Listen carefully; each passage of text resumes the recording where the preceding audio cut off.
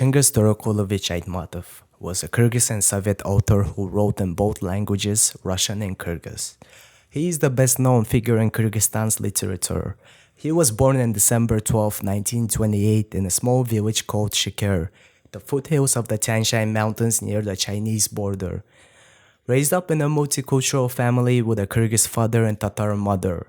In 1937, his father was charged with bourgeois nationalism in Moscow and arrested and executed in 1938. Aytmatov lived at a time when Kyrgyzstan was being transformed from one of the most remote lands of the Russian Empire to a republic of the USSR. Evidently, he studied at a Soviet school in Shikir. In the province of Talas region, he also worked from an early age at 14.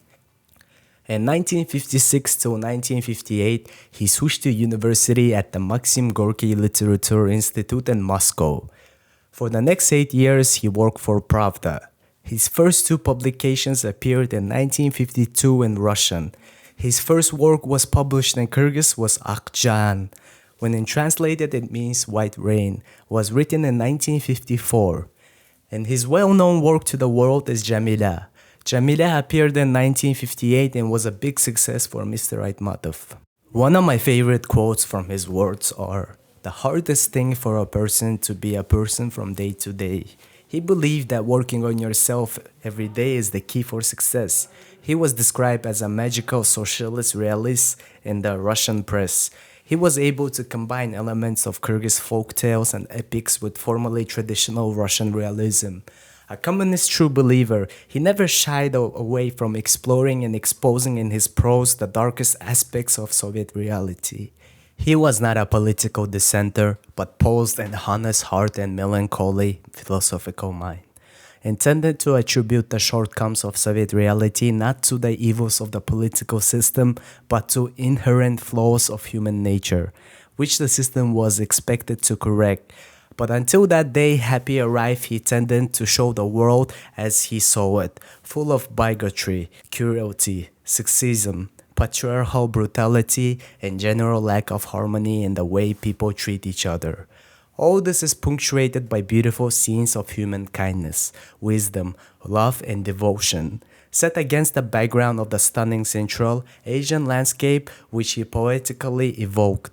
These themes are also presented in his other novels and plays, including The First Teacher in 1962, Farewell Gusara in 1966, The White Ship in 1970s, and The Mark of Cassandra, 1995.